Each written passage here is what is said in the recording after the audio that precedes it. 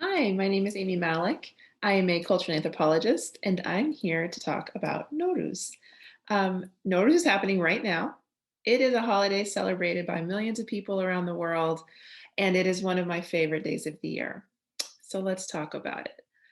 Nowruz can be translated from the Persian language into New Day, and it is the New Year's Day for so many people around the world, including Iranians, Afghans, Turks, Armenians, Azerbaijanis, Uzbeks, Kazakhs, and so many more. And given that a lot of people from these parts of the world have also moved to other parts of the world, like my family did from Iran, it's also celebrated in lots of other parts of the world, not just the Middle East or Central Asia. So it's a global holiday. And it's also a holiday that, though has roots in a religious tradition, is celebrated by people of all different faiths. So it's not celebrated as a religious holiday by everyone, though Zoroastrians celebrate it as a religious holiday, and so do Baha'is, consider it a holy day. But Armenian Christians, Muslims, Jews, so many other people of different religious backgrounds celebrate Nowruz as well. They celebrate it more as a secular holiday. One other thing I want to mention before we talk about what Nowruz is and how we celebrate it is how we pronounce it. So I'm pronouncing Nowruz the way that a lot of Iranians pronounce it, Nowruz. But other groups pronounce it differently. And so you might see Nowruz spelled in English a lot of different ways. And that's because different people pronounce it a little bit differently. And so when it's transliterated into English letters and sounds, it comes out a little bit different. So Nowruz, what is it? Nowruz is a holiday celebrating the spring equinox. So just as the seasons change from winter into spring, we celebrate it as a new year, a new season of rebirth, of renewal, and welcoming the sun and the growth of flowers and plants and trees and a rebirth from the spring. So it usually falls somewhere around March 20th or 21st. We calculate the exact time that the sun passes the equator to calculate our new year, our Nowruz. We call it Saltafil in Iran. And I want to just take a quick minute to think about why this tradition is important. And I want to tell you how I celebrate it and how a lot of Iranian Americans celebrate it. So just as I mentioned that millions of people around the world celebrate Nowruz, they all have slightly different traditions. And those traditions all kind of connect back to the welcoming of spring, but they're different. So I'm only going to tell you about the ones that I celebrate, my family celebrates, and that a lot of Iranian Americans celebrate having migrated to this country. So how do we celebrate? There's lots of traditions. And the first one I'll start with is something you're probably already familiar with, which is spring cleaning. So the first thing we want to do is to prepare for the spring to come. So we clean our house top to bottom, every nook and cranny, under the couch, shake out the rugs, dust the top of the refrigerator, everywhere. Clean, clean, clean. And we call this Khäne-takāni, which is literally to shake the house, to get all the dust away and to clean it ready for the spring. We also buy new clothing for the new year or maybe new furniture for the house. And all of this has lots of symbolic meanings in terms of like welcoming spring, but it also gets us ready to have guests because the biggest and most important thing about Nowruz is being with friends and family and community. And so when the new year approaches, all of the holidays and festivals and traditions that are associated with it are meant to be celebrated together with your family, your friends, your loved ones, your neighbors, your community. So the first main holiday or festival that comes with the season of Nowruz, of that welcoming of spring, is one called Chaharshanbe Souri. Chaharshanbe Souri literally means Red Wednesday, and we celebrate it on the eve of the final Wednesday of the year, so before the new year. And this holiday is celebrated at night because it is all about fire.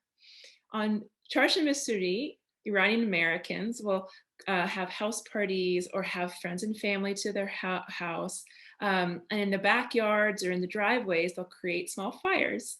And on this day, or on this evening in this festival, we jump over those fires in a symbolic ritual to cleanse ourselves from whatever ills or bad luck we've had in the last year, and to welcome in the new year and hope for good and better luck in the new year.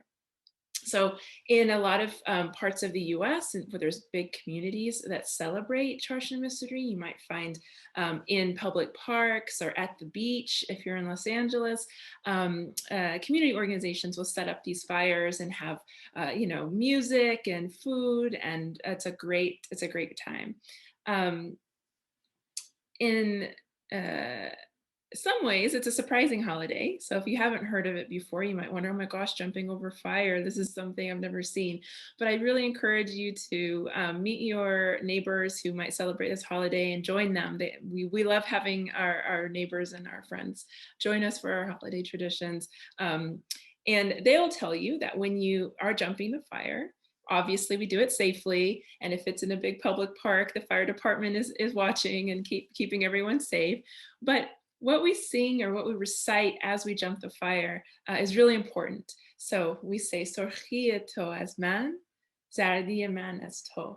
So what that kind of translates into is like, we want to give the fire our sickly yellows, the bad luck from the last year or the sicknesses that happened over the past year, give them to the fire and take from the fire, ask the fire for their reds. The reds of the fire is that healthiness, that purity, and that good luck for the coming year. So one of the things I also want to be sure I mention is that with all of our holidays, just as so many cultures around the world, food is really important. So on Chaharshanbe Souri, we also often have maybe ashirashte, which is a soup, a noodle soup that is like thick and has lots of herbs. It's delicious. And it's particularly helpful if you are in the northern part of the United States during Chaharshanbe Souri, waiting for your turn to jump the fire. You can keep warm eating that delicious ash. We also have Ajila Chaharshanbe Souri, which is a mix of dried fruits and nuts. That's one of my family's favorite things to have. It's really about being together. It's about sharing good food together, but also sharing in rituals together as a community. Okay, so you've cleaned your house. You have given the fire your sickly yellows. You've taken in those healthy reds. You're ready for the new year. So we need to set up the house to make sure that we're prepared for the exact moment of Nowruz. The most important thing we need to do is to set up the scene. So Christmas is known for a Christmas tree, and Passover is known for the Seder plate. Nowruz is best known for scene. Scene literally translates into 7 S's, or the letter Sin in Persian. So it's going to be a table set up with at least 7 symbolic objects that start with the letter Sin sound. And these 7 objects are very symbolic, and they're kind of like must-haves on our scene or Nowruz table. So what are those 7 objects? First is sabze. Sabze is sprouted wheat or lentil grass, and it symbolizes rebirth and growth. And so that'll be a prominent part of our scene, and oftentimes we wrap a red ribbon around it with a bow. The second would be samanu, which is a wheat germ pudding. It's very sweet, and it's a symbolic of strength and power. The third item would be senjed, which is the oleaster fruit. It's a dried fruit, sometimes called a Persian olive, maybe if you've seen somewhere, but that symbolizes love.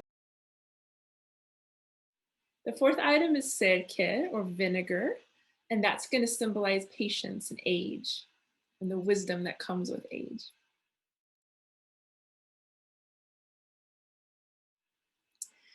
Seed is an apple, and that's going to be symbolic of beauty. So you'll always see lovely red apples on our scene tables. Number 6, we would have seed, or garlic, and garlic is symbolic of good health and medicinal properties of garlic.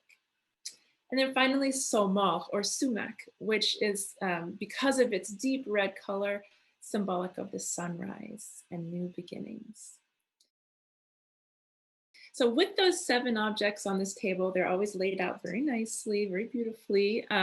We also have a couple of other key important items that we put on our hafseen, and that would include flowers. You have, of course, with the coming of spring, you want to have beautiful flowers, and especially one key flower, which is sombol or hyacinth. And if you've had hyacinth in your yard or in your home, you know how beautiful it smells. And those smells of hyacinth for so many Iranian Americans is the key harbinger of spring. Once you smell that, you know Nowruz time is upon us. Another key thing we put on the Nowruz table or the hafseen is sekke or coins. Those coins are symbolic, obviously, of prosperity and what we hope will come in the new year. We also have painted or colored eggs. So much like Easter and Eastern European traditions of painting eggs, we also have painted eggs as a symbol of fertility that go on our hafseen table. We also have a mirror to symbolize honesty and self-reflection, that we want to reflect upon the year behind us and be honest with ourselves and reconcile any lingering matters from the year. We also have candles, and we light those candles. It offers a beautiful glow to the table, but it also is symbolic of enlightenment and knowledge.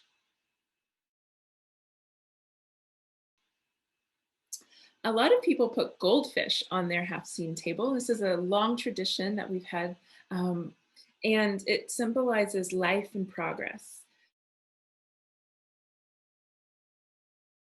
Some Iranian Americans have decided to forego having live goldfish on their hafseen. It's an ethical concern because poor things, they don't often live very long after the new year. So some people use a ceramic representation of goldfish.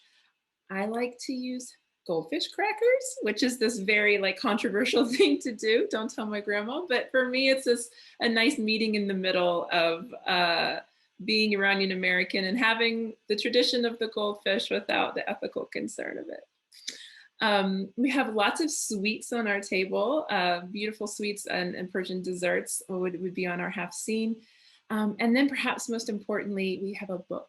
And this book is a symbol of wisdom. But the choice of which book that you put on your hafseen is up to you. So some families will choose a religious text, maybe the Quran, maybe the Bible. Other families will choose a book of poetry, particularly Hafez, one of our very famous Persian poets. And some Iranian Americans will choose to put the Shahnameh, which is the epic Book of Kings, which is really meaningful in Iranian culture. So up to you which book you want to choose, but a book should be present on the hafseen as well. Okay, so our hafseen is ready. We're dressed in our New Year's clothes. The families gathered around the hafseen, and we're going to count down to the new year. That exact moment when the sun crosses the celestial equator and the day and the night is equalized, moving from winter into spring.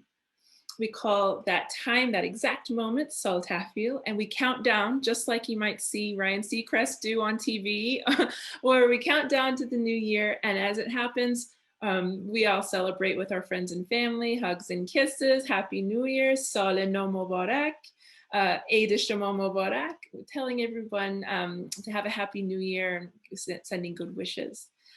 Because we live sometimes far away from our friends and family, this is also a time to get on FaceTime and send happy Nowruz messages to friends and family, to Skype with them or have phone calls with friends and family as well. In my house, when I was growing up, we always had gifts right after Sol Tafil. So the exchange of gifts is also a tradition of Nowruz.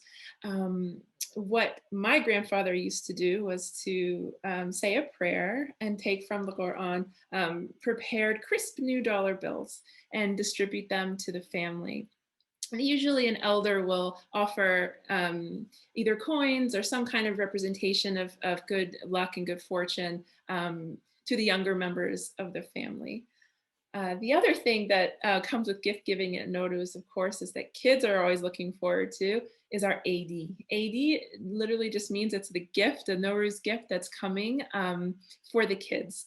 And just like with American traditions of Christmas, Santa Claus is the figure that all the kids are looking for and are waiting to bring those gifts. In Nowruz traditions, it's Amu Nowruz or Uncle Nowruz who's going to bring those gifts. So we get our Nowruz gift and greetings to everyone, and we've had our saltafil, and it's time to eat. So, what do we eat for Nowruz? People can choose different things. In my family, I can only tell you what we do. We have sabzi polo mahi. Sabzi polo mahi is an herbed green aromatic rice with a fried white fish, and it's delicious, and I recommend it if you have the opportunity to try it. We also have other kinds of foods that people like to enjoy at Nowruz, but we have a big meal together, and we kind of enjoy each other's company on that Nowruz evening. Nowruz itself is actually a long holiday. So the Saltafil is that moment that we have the new year, but it's really a 2-week period. So in Iran and in some other countries, you'll have a vacation, kind of like spring break we might have here, or the winter holidays for Hanukkah and Christmas and other traditions. So in Iran, you'd have 2 weeks off. And what are you doing in those 2 weeks is you're going and visiting all your friends and family in different parts of the city and the country. So this tradition is called Dido Bozdid, to see and to see again, to visit and to embrace one another and to reconnect with people you may not have seen for a long time. And so in the United States, we try to do that as well, as permits. This year, obviously, not as much travel we can do. But nevertheless, we try to reconnect with people. So one of the things that comes with Nowruz is a spirit of reconciliation. And so if you've had a falling out with a colleague or a neighbor or a loved one, Nowruz is a time to kind of settle those disputes, to reconnect with one another, to find community again. And so for a lot of us who are far from friends and family, this time of year is a really special time that's kind of set aside to reconnect, to re-embrace one another, and to find love and joy and kind of recharge. So the Haftseen stays up in the home on the table that's set up as a Haftseen throughout those 2 weeks. So for 12 days, the Haftseen is there and enjoyed by the family. And then on the 13th day, it's time to get outside. So by the 13th day, those sprouted lentils or weeds are starting to get a little bit brownish, and it's time to kind of release them back into the wild, so to speak. And that's exactly what we do. So on the 13th day of the year, a day we call Sizde Bedar, we literally go outside, and that means Sizde Bedar means 13 outside. So it's a picnic day. And all of your friends and family meet at a park or at a river or at a lake and picnic and play sports and, if possible, grill kebabs and eat good food. You can see I'm really into the food part. So Sizde Bedar is an outside day, and it's meant to play and enjoy the spring. And it's also a day that we take that sabze that we had grown, and we kind of release it back to nature, usually in a stream or in a river or in a body of water. Before you do, some people choose to make a wish on the sabze, so tying a knot in the grass of the sabze and making a wish. Oftentimes young people do this who are in search of a partner or a love of their own. So that's another thing that happens with the sabze. All of these events over a 2-week period are a really special time of year for us, and it's a symbol of rebirth and of renewal. of reconnecting with love and family and community. So, no matter what physical distance there may be between us or what hardships we may be facing, Nowruz is a chance for new beginnings. It's a time to reset our outlook. So, I wish all of you a rejuvenating and healthy spring, a very happy Nowruz, and a very happy new year. Nowruzatun Piruz.